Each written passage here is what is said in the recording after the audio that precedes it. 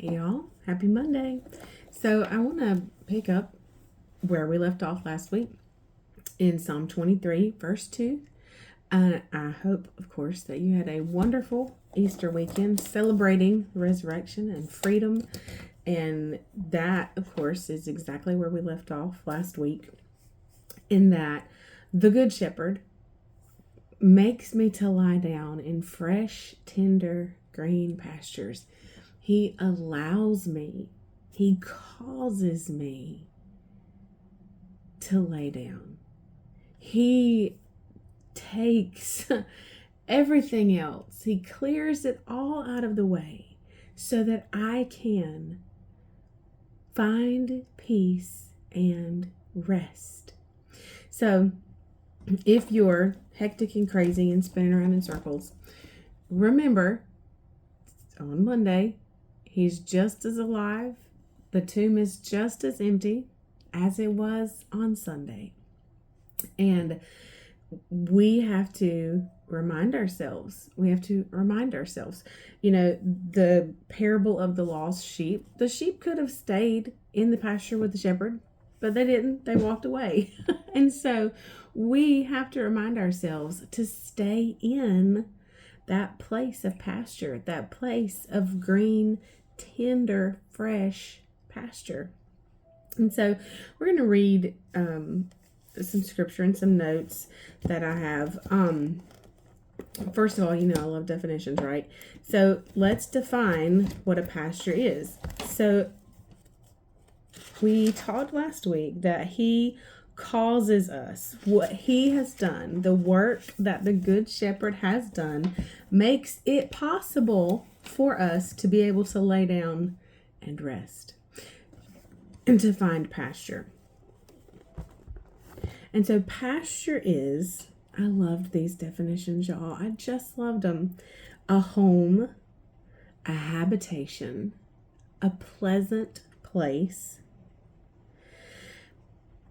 and of course the green, tender grass. And just, get the image, right? It's not the crunchy, hard, dry, old grass. This is fresh, lush, tender, cool under your feet. This is the good stuff. And this is where he has allowed us to go. And the pasture is a home and a habitation. Where Psalm 91 talks about that habitation. It says, "He who dwells in the secret place of the Most High shall remain stable and fixed under the shadow of the Almighty." This is our habitation. It is where we live, where we abide. We will abide under the shadow of the Almighty. That is what the King James says. And actually in the Hebrew, so the Amplified says, "He shall remain stable and fixed under the shadow of the Almighty." The King James says, "He shall remain under the shadow of the Almighty." But the Hebrew word there is lodge. Now, when you lodge, you stay somewhere. This is the habitation, abiding, a home. And so we choose to remain at home with the shepherd in these pleasant places. This is not somewhere he's just brought us to stay for a moment. This is a habitation, a way of life that God has given us access to through Jesus Christ. So in a pleasant place, the pasture is a pleasant place. One of my favorite scriptures, and I have a lot of them, is Psalm 16, verse 6. And this says that the lines have fallen for me in pleasant places. The lines, the boundaries, pleasant, good. Go back to what we read last week from Matthew chapter 11, verses 28, that his yoke, his burden is easy, and that he is not hard, harsh, sharp, or pressing. And that's how he calls us. That is where he has called us to. I'm going to get there so we can read it again. He says, "Come to me, all who labor and are heavy laden and overburdened, and I will cause you to rest. I will ease and relieve and refresh your souls.